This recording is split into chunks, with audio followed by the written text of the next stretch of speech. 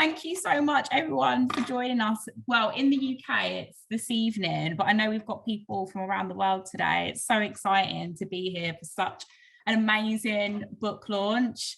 I was just saying to the authors, the contributors that I'm going to introduce in a minute, that it does feel so kind of hopeless in terms of having hope at the moment, and to be able to catch a hope and inspiration in the written word, I think seems like something well beyond our reach. And I think what I believe is that these guys have done such a good job at that. And it's a book which has got so many people that have really, really inspired me. And it just feels so cathartic to read, but also to be in conversation with such amazing scholars. So I just want to give, before I introduce everyone, a massive collaborative effort, one inspired by decades and decades of organising and scholarship. And yeah, it's just really exciting to be here today. I hope I've just got a notification to say my internet's a bit unstable. I just want to make sure, Levi, can everyone hear me okay? Or is it a bit jumpy? There was one slight glitch, but we can hear you loud and clear now. Oh, can you hear me? Okay, cool. Basically, I was just bigging you guys up, saying how amazing this book is and how inspiring it is and how exciting it is to be in conversation with you all today. So the book is titled A Beginner's Guide to Building Better World, Ideas and Inspiration from the Zapatistas. Was really fortunate enough to meet Levi a couple of years ago, who taught me so much about that's within this book, and to be able to see how much it's developing in terms of how much Levi's been able to get the word out there, particularly in the UK, has been really exciting for me to sort of see as well. But so this ambitious book offers radical alternatives to conventional ways of thinking about the planet's most pressing challenges, ranging from alienation and exploitation to state violence and environmental injustice. So the book bridges together real-world examples of resistance and mutual aid in Zapatista territory with big picture concepts like critical consciousness, social reproduction, and decolonization. And the authors, who I'm going to introduce you to, view themselves as co-creators of the societies they are part of. So without further ado, I'm going to introduce the authors, who then we're going to be in conversation with now. First of all, we have Filiberto Penados, who is a Maya activist scholar from Belize, focusing on decolonial methods, Indigenous future making, and critical pedagogy. He is president of the Julian Cho Society and advisor to the Toledo Alcades Association and Belize National Indigenous Council. We have Shelda-Jane Smith, who is lecturer at the University of Liverpool with a focus on participatory methods, creative expression, and the social and political determinants of physical and mental health. She's also a volunteer with the Merseyside Caribbean Community Centre, big up Liverpool. Nasha Mohamed is a University of the West Indies graduate and Spanish and French teacher from Trinidad and Tobago. In addition to focusing on post-colonial literature, she has a firm commitment to taking the lasting legacies of empire to task. Love that. Atiyah Mohamed is an independent researcher, Spanish teacher, geography tutor, and local volunteer in Trinidad and Tobago as well. Her community service work focuses on addressing homelessness and assisting the underprivileged. Johannah-Rae Reyes is a feminist activist influenced by the Caribbean revolutionary tradition. She's done political advocacy and solidarity work in Trinidad and Tobago, Guyana, and Mexico, and worked with CASO, Womanantra, Amnesty International, and the Community of the Deaf. Then Levi Gahman is reader at the University of Liverpool and affiliate with the University of the West Indies with a focus on emancipatory politics. He's a former human rights observer and author of Land, God and Guns, Settler Colonialism and Masculinity, published by Zed Books.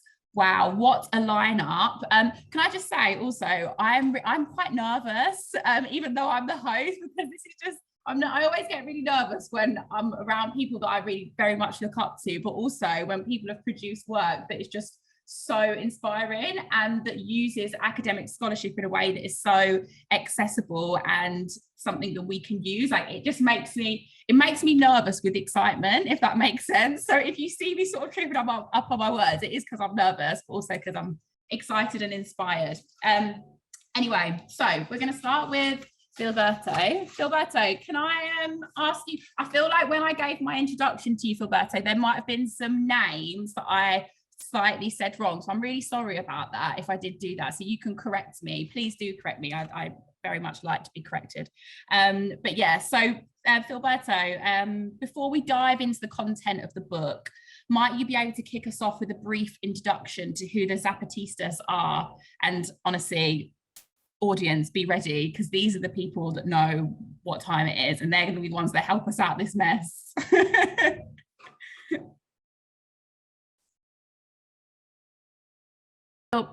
Filiberto, I need you to come off mute. Yes. Okay. All right. Excellent. Well, thank you very much for the question, and welcome to our audience, and congratulations to fellow co-authors. And it's exciting to be part of this whole team. And yes, I guess the right place to start is to introduce the Zapatistas. But how do we do that? And there's so much to say. Tons of books have been written about the Zapatistas that there's no way that we can actually do justice. Certainly not in what I'm going to say, not in the book that we wrote. So when I think about the Zapatistas, to begin with, I think the Zapatistas are a symbol of hope. Right? They're definitely an inspiration, as you have rightly pointed out, and as we've tried to capture the hopefulness and inspiration that they are in what we have written. They are also kind of a voice of conscience, right? Because they force us to look at the world and engage those critical issues that we need to contend with. They're a fellow traveler. They're a fellow traveler, and I think it's really important, because they do not say, you know, these are the answers to all the questions. We're traveling in this together, essentially, is kind of what they're saying. They're a teacher. And that, again, is something that we tried to capture in what we wrote in this book. That's why we wrote this book, to share some of the lessons that we ourselves have learned from the Zapatistas. But of course, there are Maya people in southern Mexico. Includes Maya people from a variety of linguistic communities, Celtal, Tzotzil, Mam, Zoque. So there are indigenous peoples, Maya peoples from Chiapas in southern Mexico, who have been in struggle. So they are a community in struggle. They've been struggling for over 500 years. Okay. And what we're seeing, or what we saw in the 1st of December 1994, was really just a continuation of their struggle.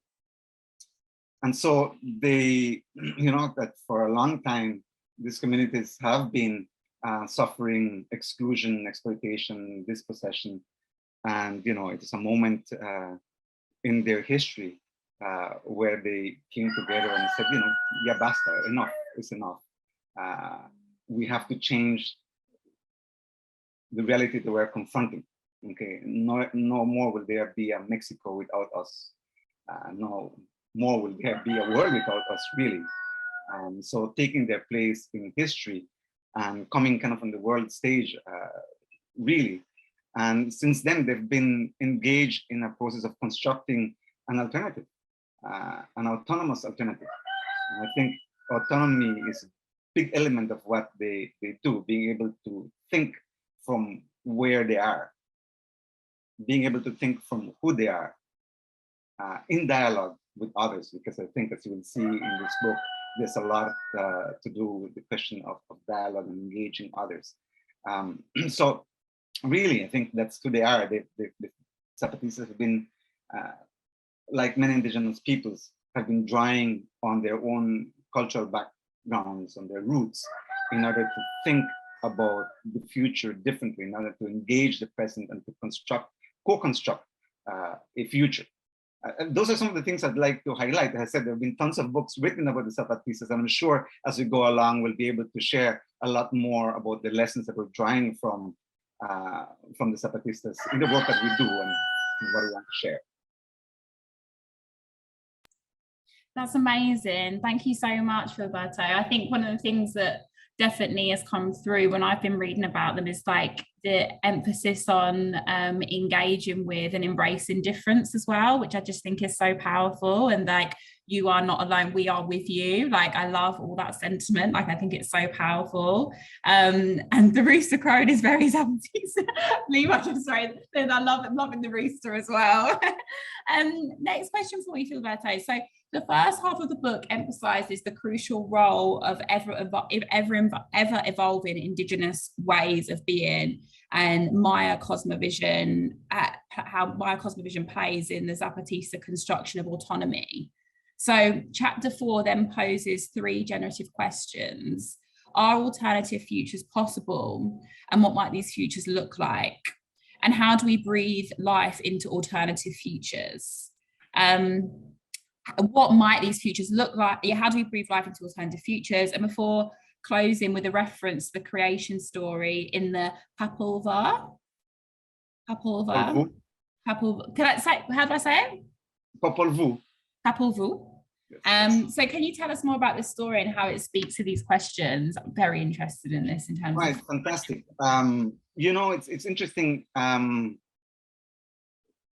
I think this story that comes from the Popol Vuh, so if you don't know about the Popol Vuh is essentially the creation story of the Maya people, a book that was written under the colonial period, but actually it was way back.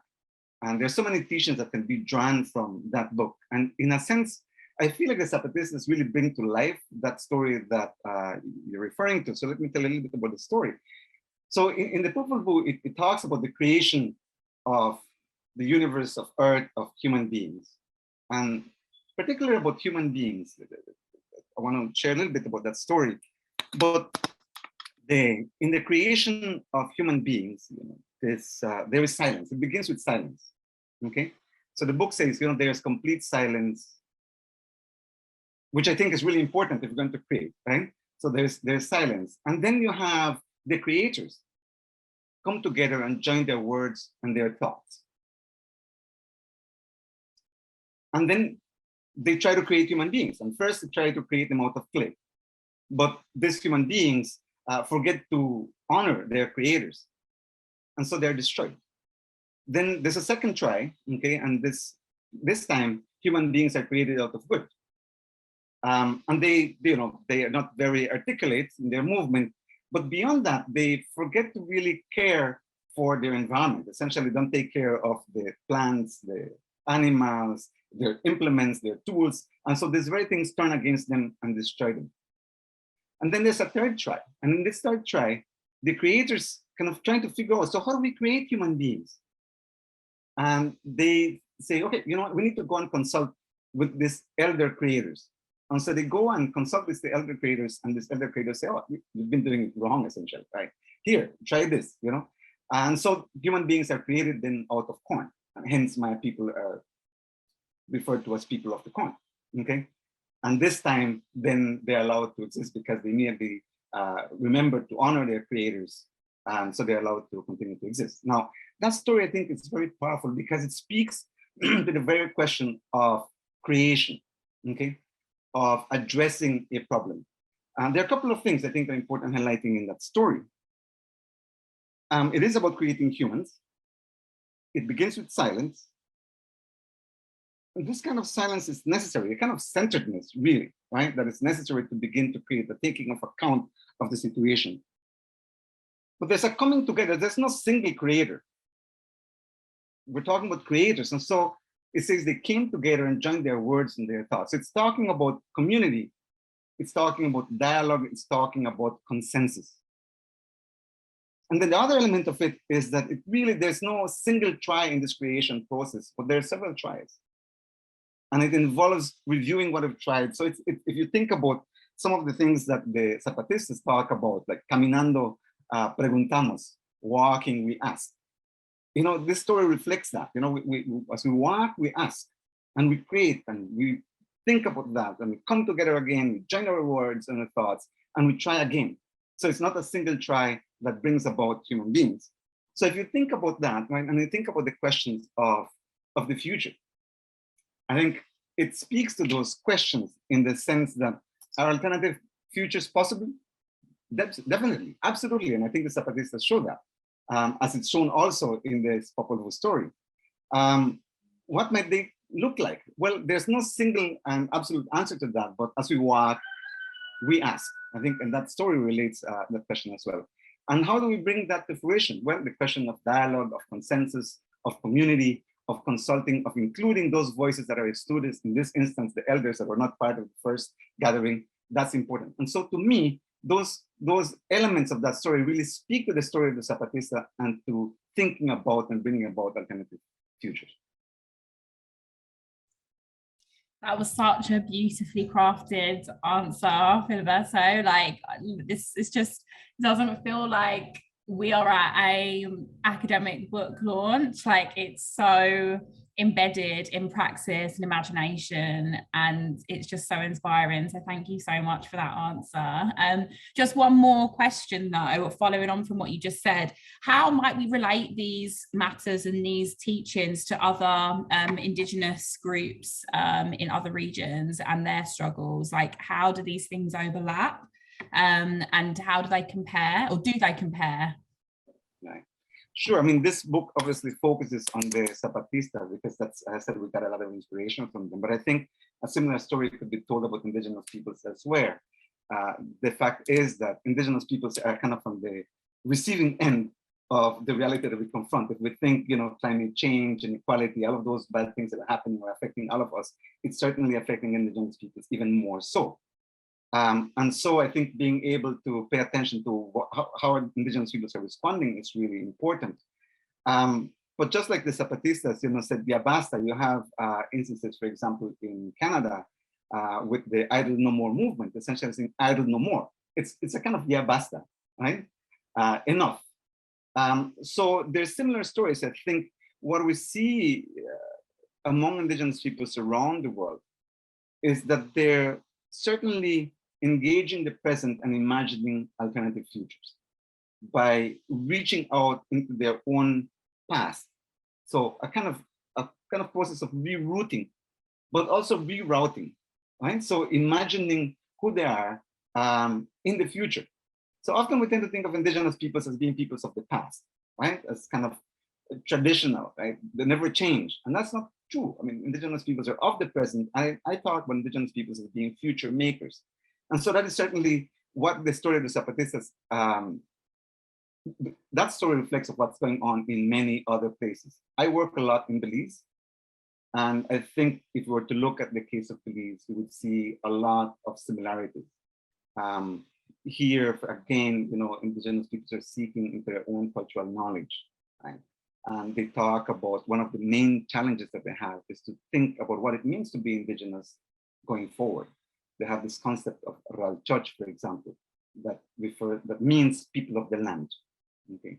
People who belong, people who care for the land, who depend on it, and say they see their task of caring for that land, caring for the world, and contributing to create a world in which, you know, they can exist, and certainly others can exist as well.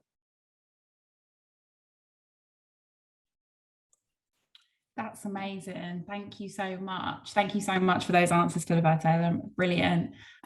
Levi has just put a comment to me. Former colony. Okay, Belize. Former colony of the British Empire recently protested the royal visit. The Maya community in Belize. Big up the Maya community in Belize protesting the royal visit. Thanks so much for that. Filiberto, okay, I'm going to move on to Johannah. Hey, Johannah. Hey, how are you? Hello, I'm doing okay. Good. We're going to talk about chapter 7, chapter 8, that focus on gender justice and social reproduction and feminist practice. So I guess, and queer inclusion, the pivotal role women play in revolutionary movements and sustaining life in general. So Johannah, it would be really great to talk to the audience a bit about your frontline anti-violence work with feminist collectives and even deaf organisations across the Caribbean. And can you speak to the significance of these things, not only in the context of the Zapatistas, but also communities in other geographical locations? Sure. Thank you so much, Chantelle, for that question. Yeah, so I'm currently the project coordinator at CAISO Sex and Gender Justice, and I'm working on I just wrapped up a project called Sign Together, where essentially we would have been teaching NGO service providers who serve the LGBT community Trinidad and Tobago Sign Language. And that project, we went through 3 levels of Trinidad and Tobago Sign Language training, and 14 graduates would have left with sign level 3, and we had 3 people who left with sign level 2. And I mean, that was extremely important given the fact that we have a very small, deaf LGBT community that exists in Trinidad and Tobago, but they often don't get that support, don't get the visibility, don't get to, interact with the wider hearing LGBT community. And we also did work, with the formation of a leadership group where we do capacity building efforts and stuff like that. I'm also working on the 3rd iteration of the Mapping Justice project, which is an anti-police violence campaign. Basically putting out Know Your Rights communications products on social media as well as traditional media.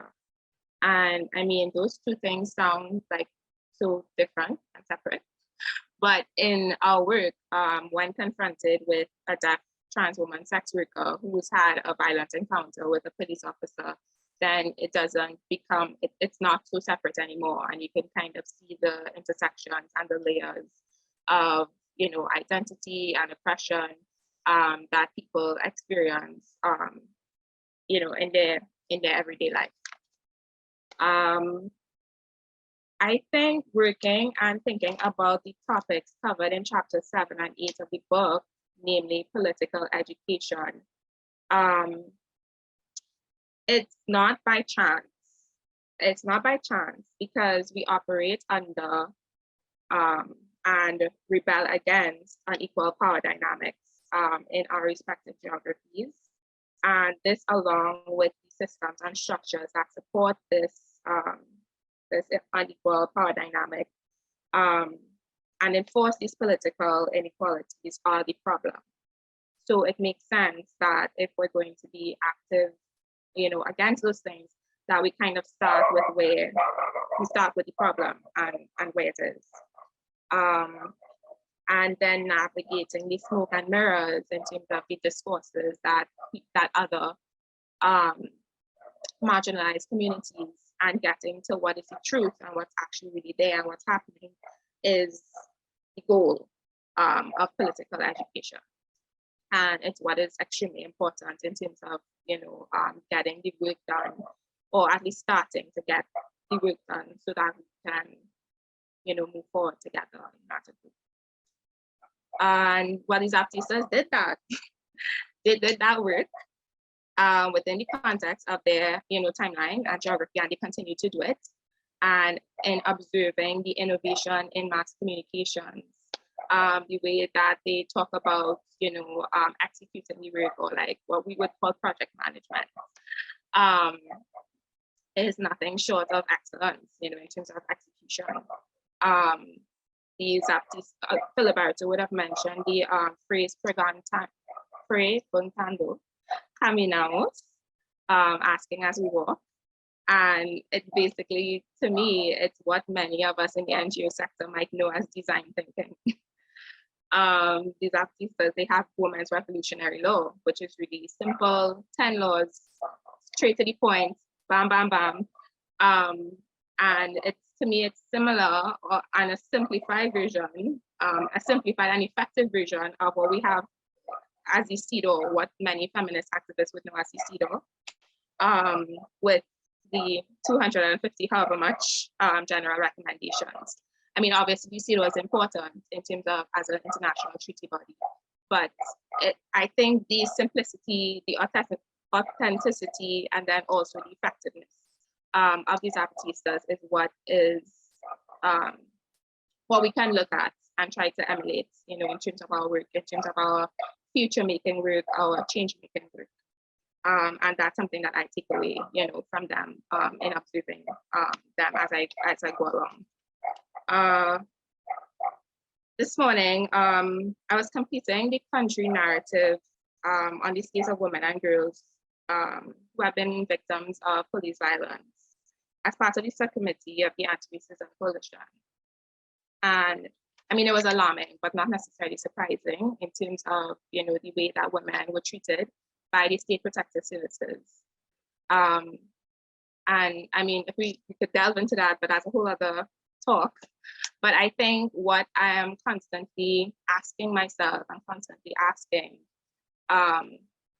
is, you know, why can't women, you know, why can't society see and accept in many ways, you know, that women, gender non-conforming, sexually diverse, marginalized communities, why can't they see the ways that they shine? And I spent the morning kind of writing about these many ways that women's lives have been taken out, have been disregarded, have been dimmed, which I think is important work. But I also think it's important too to think about and learn about, you know, kind of how we create spaces where women, gender non-conforming, sexually diverse people can shine safely and fully. So yeah, so I think in terms of takeaways, kind of following the trajectory of the Zapatistas in terms of their efforts to live gender justice in their context, in their communities, you know, kind of convening, coalescing wherever we are and outlining a way forward, doing it our way, in our language, our style and culture. And yeah, just writing it down, like putting it down to paper and saying, okay, this is what we're going to do. This is how we're going to protect women, and then go forth and do it. And then also what Filiberto would have also alluded to in terms of constantly like reassessing as we go about, you know, the future making work. I think that's super important as well.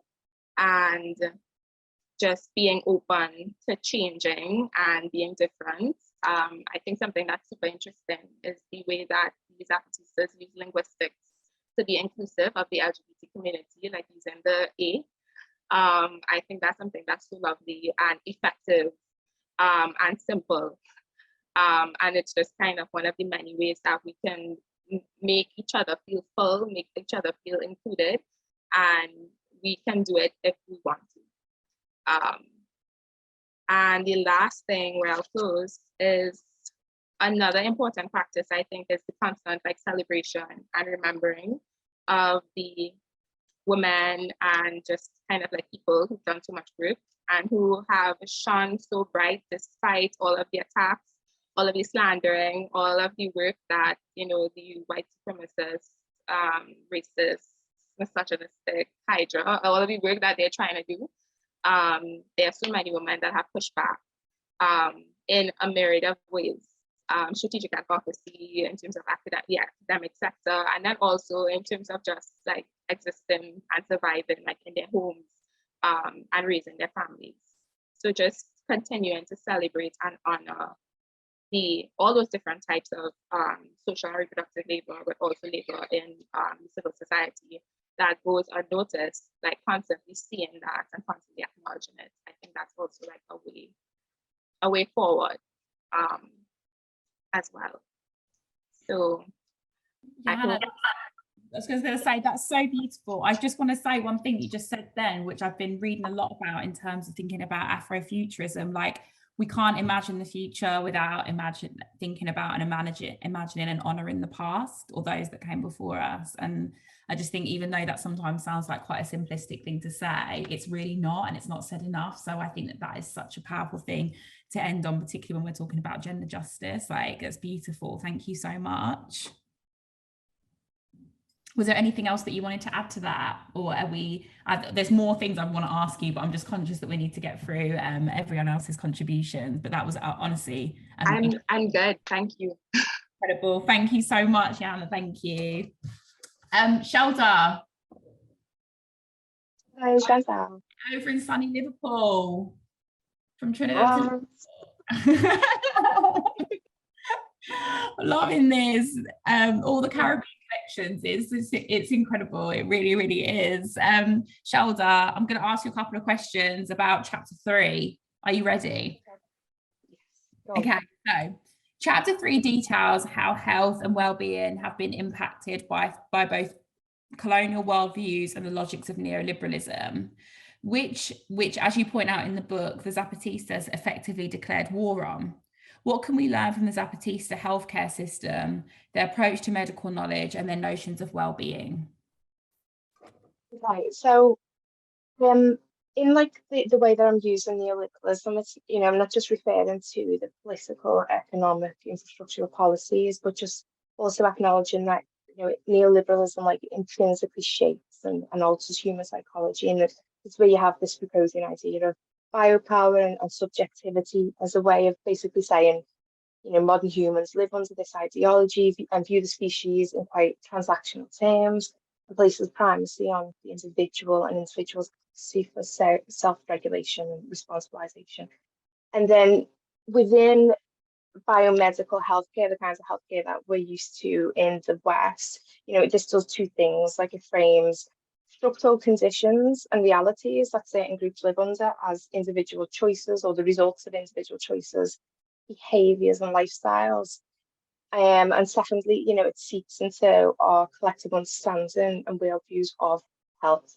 And we see this challenge by, like, I guess, like social science studies of medicine and technology, science, medicine and technology, wherein systems of knowledge production not just shape health outcomes, but like that basis of understanding what's a healthy body, what's not, you know, what's socially desirable and what's not. And so health becomes like very individualistic, and what we learn from the healthcare system that's in operation in Chiapas, it, you know, combines both biomedical approaches with traditional medicine, largely in the form of curanderism. Oh, my Spanish is awful, so I don't know if I'm pronouncing that right. But it's kind of an epistemology of health, wherein wellness isn't just about the absence of physical disease or distress, but it's tied to our social, political, and even natural environments. So you've got the use of herbalists, traditional midwifery practices, alongside biomedical clinics, you know, reflecting local need rather than trying to give this universal model of care. And, you know, I guess in mainstream academia, we do see this sort of being challenged, the primacy of biomedicine in understanding the human body, in especially like in calls to decolonize global health and critical studies of science and technology. But I think the autonomous healthcare in Chiapas, like, although it's not like a perfect system, I mean, what healthcare system is, it's quite a good example, or a potent example of expression of that commitment to anti-colonial approaches to health, and showing us that, you know, it is possible to reconfigure what it means to be human and live lives that are well and healthful. However, we like personally define health and wellness. And yeah, so I think the biggest lesson there is that these alternative infrastructures of health and conceptualizations of health and well-being can only begin to really emerge when we collectively address, you know, what's keeping us in a state of ill health, whether this be, you know, I don't know, just in the UK, they've just done this trial for like a shorter working week. It kicks off this Monday. So whether it's the amount of hours that we work, or whether it's examining more broader, deep-rooted, you know, health impacts of living under white supremacist patriarchal norms. And all these, you know, need to be deeply like worked through, whilst remaining aware that, you know, identity politics can be captured or misused by society, and keeping that in the forefront of our mind. That's it's an answer that's covered so many different things, Shelda. Like, I'm literally sat here in awe, because there is so much that when we think about how health and well-being is structured in the context of neoliberalism, it isn't thinking about that collective well-being, is it? It's very much thinking about reproducing the individual and being purposeful in how we think about this as a collective, is I think what really came through in your answer, and what comes through in the book as well. And that is hard, because we're constantly told that if you focus on the individual, then you'll get better and be well as fast as possible. And as you say, it's much more beneficial if we do it together, because it saves more of us. But yeah, that's so powerful. Thank you, Shelda. Just on the same topic of health, so chapter 9 draws extensively from several Zapatista communiques released during the pandemic that were related to their declaration for life. I'm wondering how the words of the Zapatistas helped shape the writing on health and well-being. Okay, yeah. No, so those the communicators that I draw from. Yeah. So they were taken from a series of 6 writings or declarations released by the, I always feel uncomfortable, EZLN, from English, so I say EZLN, it never sounds right. So from October 2020 to January 2021, and you know, it's a really like serious writings, but then the really beautiful and poetic style that they deliver it in. It's quite a series of like reflections, provocations, and even dreams, you know, to show us the realities of struggling against the devastating effects of capitalism, basically. And obviously, due to the timing of the release of these communiques, there's quite a sharp focus on the COVID-19 pandemic. And so what they do is they highlight not just the disease, but they reveal the social and economic fallout of COVID. And again, reiterate that deep connection between human physiology, psychology, and then the social and political environment. And I think the fact that these communiques like came out at a time when social injustices were, you know, they were increasingly evident. We saw racial and wealth disparities with COVID-related deaths. They were like well documented. Then we saw global movements for Black lives, workers' rights, and climate justice. So for me, I saw those communiques as holding up a mirror, you know, to that historic moment that we all went through. And you know, we saw as a human species, we could see in real time just how much political will or lack thereof, I guess, and decision making was determining, you know, the life chances of billions of people, basically. And so in that chapter, chapter 9, you know, those communiques basically gave an anchor to focus the chapter around, like grounded practice and pragmatic frameworks, showing us how to potentially build, you know, new systems of care. So yeah, like the systems of care. So as social scientists of medicine or science and technology, we're often speaking to the clinical world and clinicians. Think about the social, think about the cultural aspect. But we also need to remember that, you know, the social includes history, and in the case of Zapatistas, and I guess with my own ancestral background, the history of colonialism is quite important. But also spirituality, geography, education, and language all feed into how we come to know and understand health and well-being writ large. So yeah, to wrap up, I guess those communiques provided that basis to tell the story of health, and health being a more open and fluid way. So whether it's the Zapatista's approach to COVID or the North American Free Trade Agreement, the value again is on collective struggle and organisation that's reiterated within their responses. That's brilliant. Thank you so much, Shelda. Okay, I'm going to move on because we've still got to get through 3 more contributors, and we've not got long. So Nasha, how are you? Hi, I'm fine. You? How are you going? Good. How good is this? This is awesome. It's so great. I'm just so excited. Okay, so I mean that. If you listened to me before, you know that when I'm saying I'm excited. Anyway, so Nasha, so chapter 6 focuses a great deal on the importance of nurturing critical consciousness in the face of the ongoing legacies of colonialism, racial hierarchies, imperialism, capitalist exploitation, nationalism, patriarchy, and even Eurocentrism. God, all the bad stuff. In doing so, you draw from thinkers like Frantz Fanon, Bell Hooks, Paulo Freire, and Claudia Jones, among others. I'm wondering if you might be able to speak to the role that anti-colonial thought and emancipatory politics have in building better worlds. What a question. Nash, can you do this one? Sure, I'll attempt. Well, good afternoon, everyone. I hope no one has fallen asleep as yet. So I'll just dive straight into the question. At present, we live in a post-colonial era. Yes. However, we still implement the same colonial ideologies and politics into our societies. The role anti-colonial thought and emancipatory politics play is to encourage us to recognize and identify the long-lasting presence of colonialism, even in the 21st century. To analyze in depth its dire consequences, as well as to create alternative worldview solutions. As we're all aware, European empires created colonialism as an excuse to justify their criminal acts of mass murder, forced labor, kidnapping, ethnic cleansing, exploitation, environmental destruction, and we honestly don't have enough time to go through all, right? So they imposed their dominancy in order to steal land, wealth, and millions of lives in order to enrich their respective empires. They created that ideology that one entity is superior than another for this purpose. Anyone who wasn't European, who didn't look European, who didn't speak a European language, or who didn't believe in the mainstream European religion were thus deemed as barbaric, uncivilized, and uneducated, and therefore needed to go through a dehumanizing, re-educating system. Does this not sound familiar to you? Adolf Hitler wasn't the first to discriminate against a specific ethnic group for their race or religion. He simply followed in the footsteps of the colonial empires.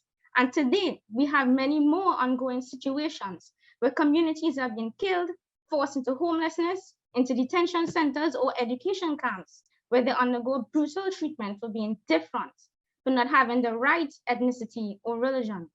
And people always ask, why are we still talking about colonialism as slavery is gone? It's in the past, so let's leave it in the past. But how can we believe that colonialism no longer exists when we are still seeing it right before our eyes? It is still here, but it's in disguise.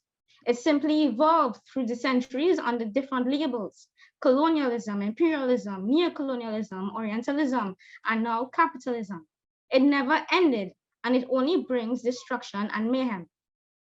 Writers like Fanon, Freire, Hooks, and other radical thinkers understood the dire need to eliminate this plague from within. And to quote from Fanon, we can do everything so long as we do not imitate Europe, so long as we are not obsessed by the desire to catch up with Europe.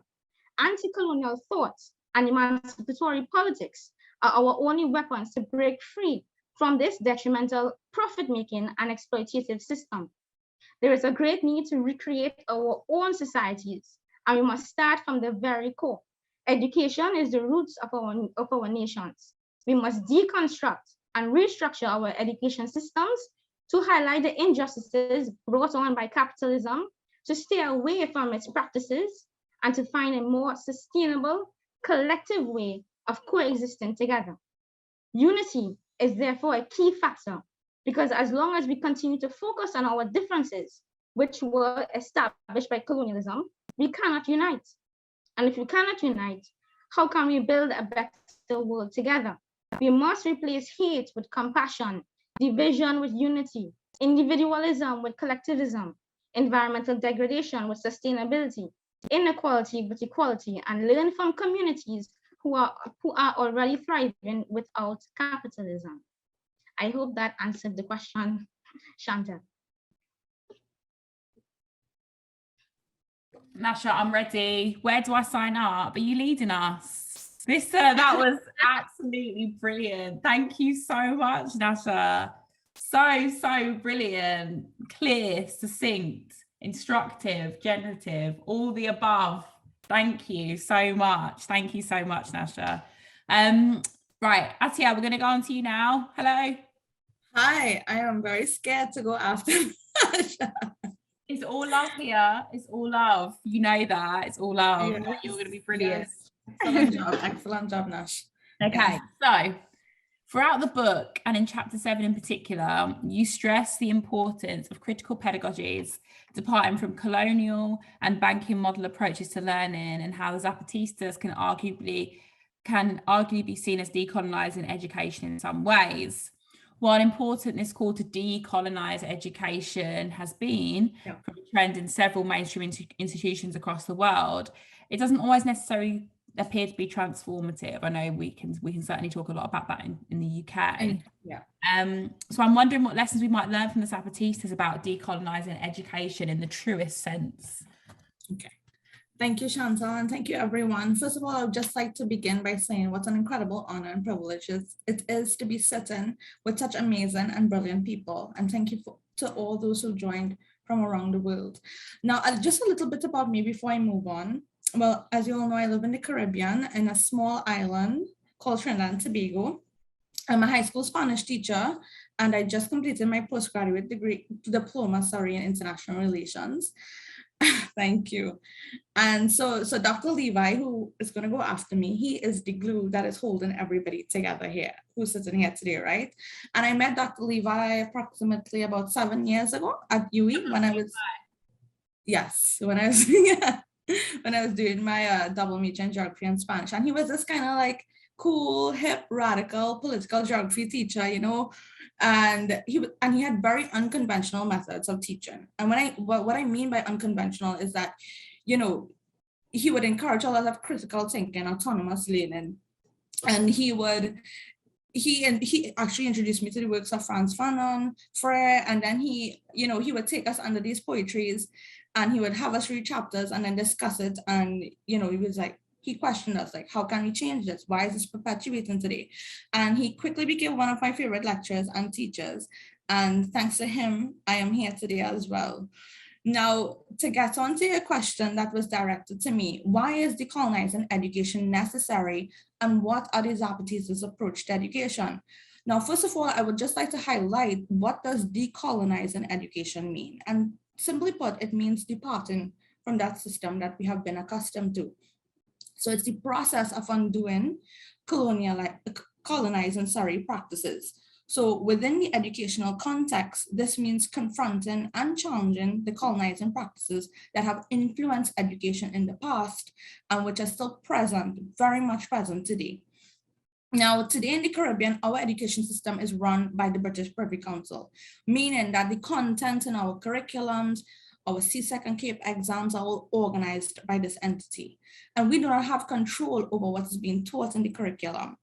I mean, just take a look at our history, right? It took us so many years to figure out that Christopher Columbus was not the hero.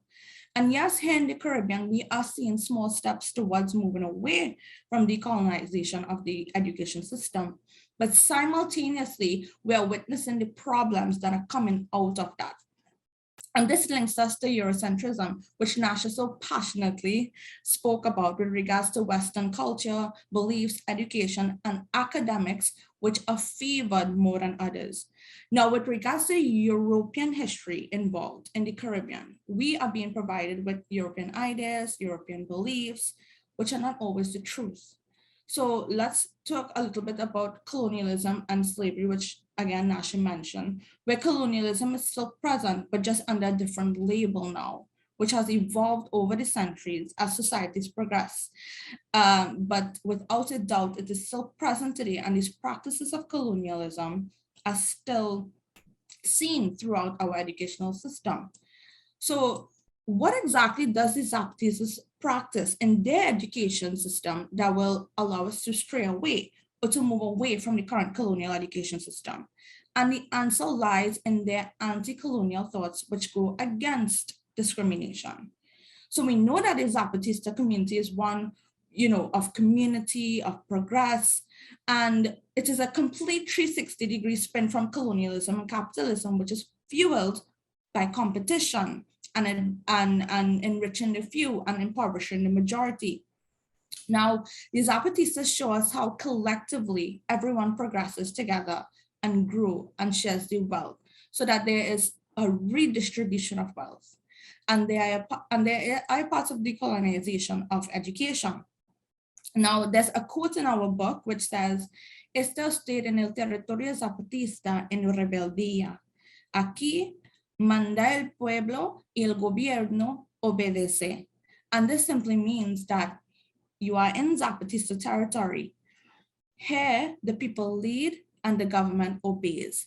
And if we take a minute to just take in exactly how powerful this statement is, how many of us can say that we are in charge? So when the Zapatistas are designing their educational curriculums, they consider core aspects of course, you need to know reading, writing, math, and science.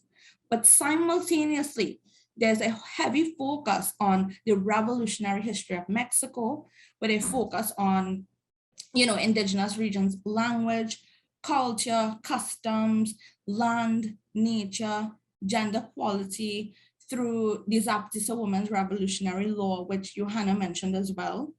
And the focus on their schools is not to perpetuate profit making or competition or individualism. Rather, their intentions is to create their, collective work, autonomous learning, critical thinking, mutual aid, and self-reflection.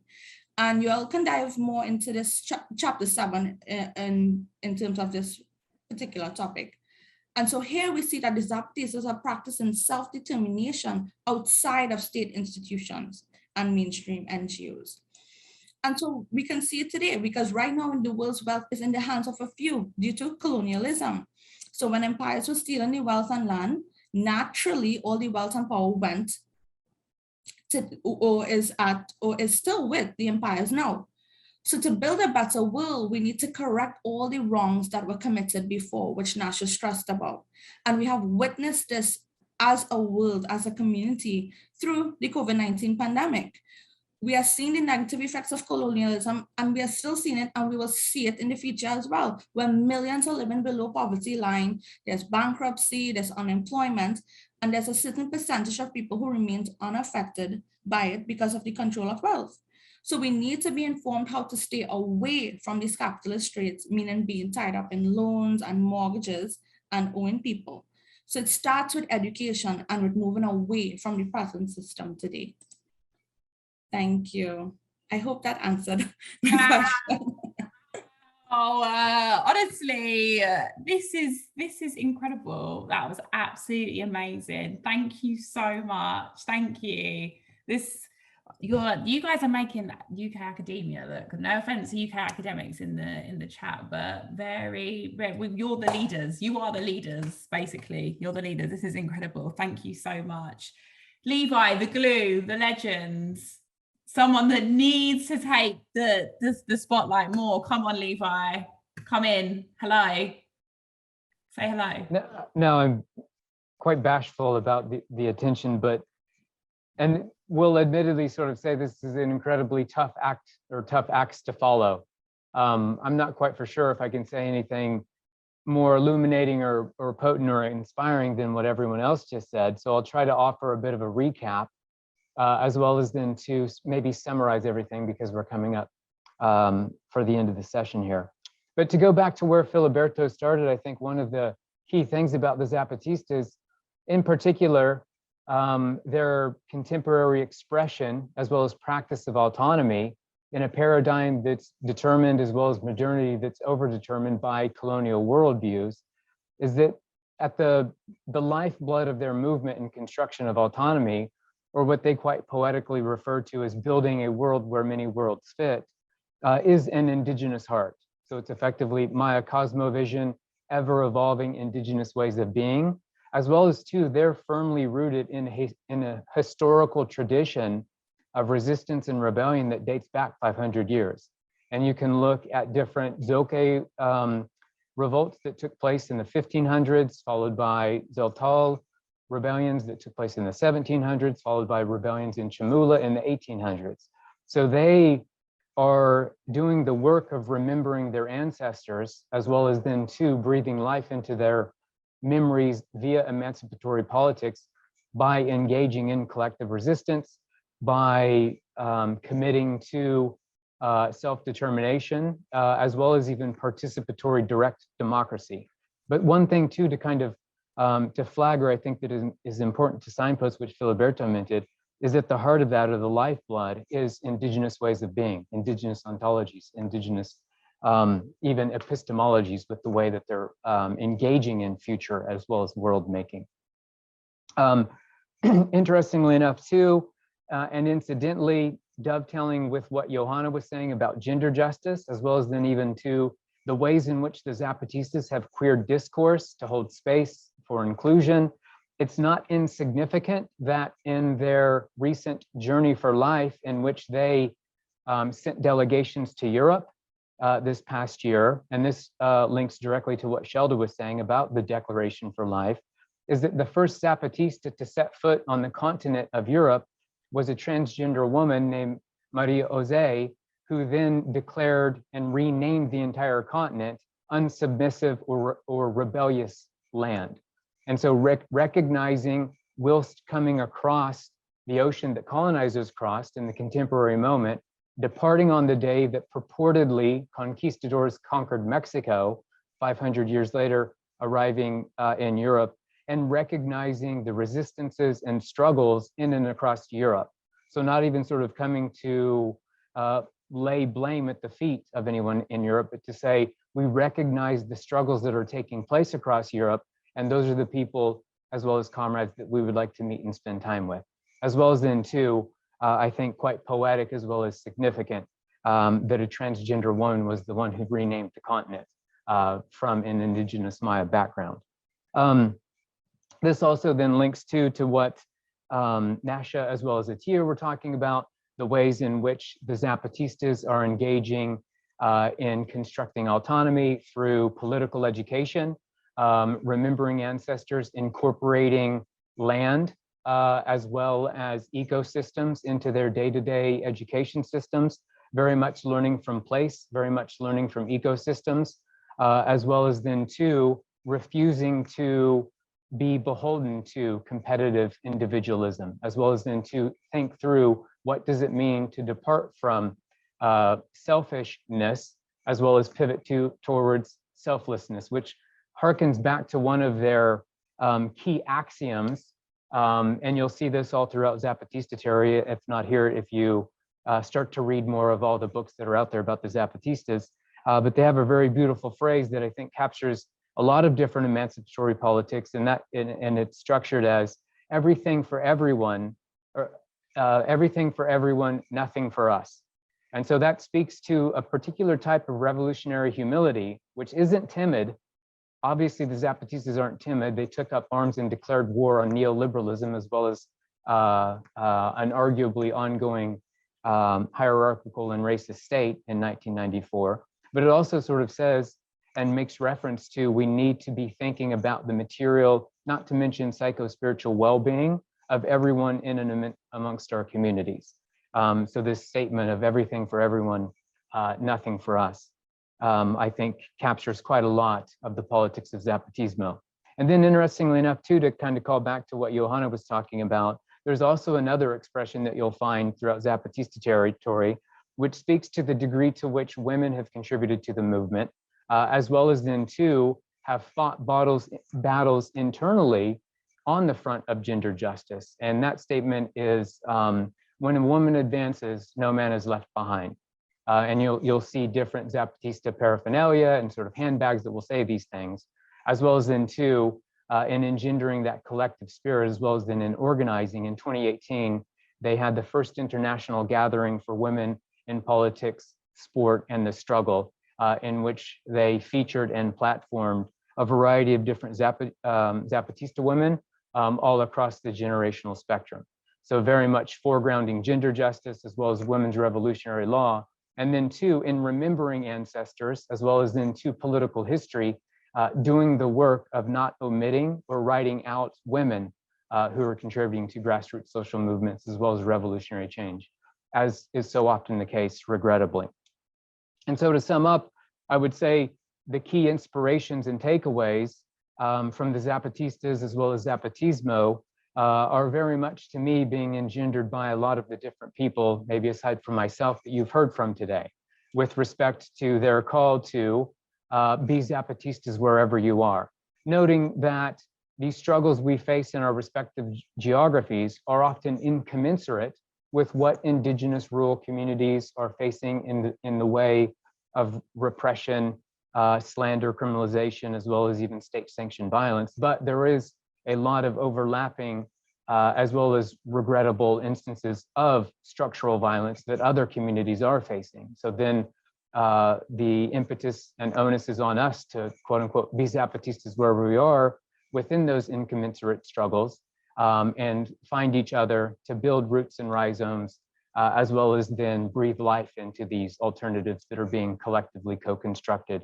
quote unquote, from below, through things like what everyone was talking about: gender justice, humility, departing from capitalist notions of economy, taking to task ongoing colonial legacies. We open the book by referencing a veritable murderer's row of revolutionary thinkers as well as actors, Surviving Society, and Chantelle included, of course, is amongst that list, but also calling back to Claudia Jones, Frantz Fanon, as well as then to what does it mean, or how do we go about composing a redemption song for humanity, as well as then to breathing life into a new version, a revolutionary version of humanity as well as social relations. And so I think for all of us, and if I dare speak for all of us, I think we find the Zapatistas to be quite inspiring when it comes to what are those individual notes that we can contribute collectively to a redemption song, as well as then to how are we going to breathe life into alternatives, to emancipatory politics, as well as into to build what the Zapatistas refer to as a world where many worlds fit. And so I'll wrap up there. It looks like we're 1 minute over, but I would also like to extend my gratitude once again to Chantelle. It takes a lot of time and energy and effort. And no Chantelle, way! Chantelle.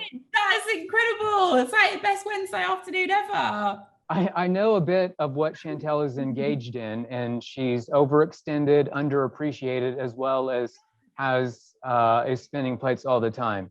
So we're incredibly grateful, one, to you, Chantelle, for hosting this, also to the audience for showing up, for spending an hour with us, as well as then two, I think it's important to highlight as well as recognize the critical consciousness as well as revolutionary agents of change, as well as defiant inheritors of respective colonial aftermaths who are duking it out in the respective geographies of the co-authors. So Nasha, Johannah, Atiyah, Shelda, as well as Filiberto, nothing but appreciation and gratitude to all of you from me for your efforts in putting not only the book together, but what you're doing in the way of breathing life into this world where many worlds will fit.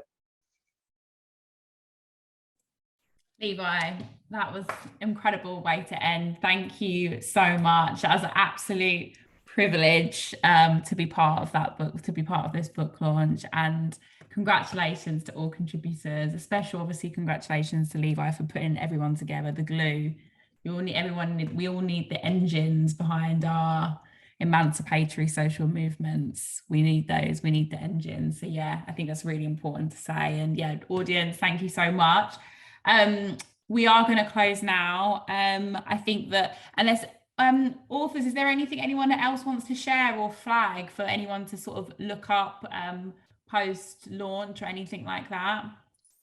I do have one thing I would like to mention that I forgot now that I think about it, and I think Johannah was being a bit modest in her response, but it was also the degree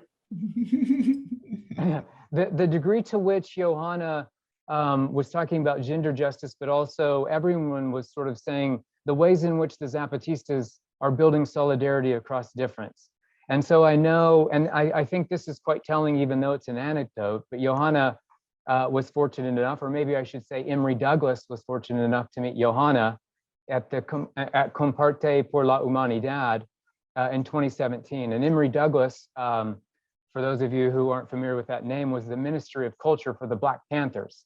And so the ways in which the Zapatistas are creating art and using creative expression, as well as then recognizing too the different struggles that people of different identities and different geographies, as well as even different contexts, are engaging in, I think is not only not insignificant, but what will get us out of the myriad crises that we're facing in the contemporary moment. So very much finding each other, meeting people from a variety of different political, ideological, ethnic, religious, spiritual, as well as even geographical backgrounds through Zapatismo, as well as then to seeing links and connections as well as rhizomes to things like the Zapatistas, as well as then to the movement for Black Lives or even the Black Panthers, and then instances in which emancipatory agents are coming together, locking arms, and seeing what they can get up to and create.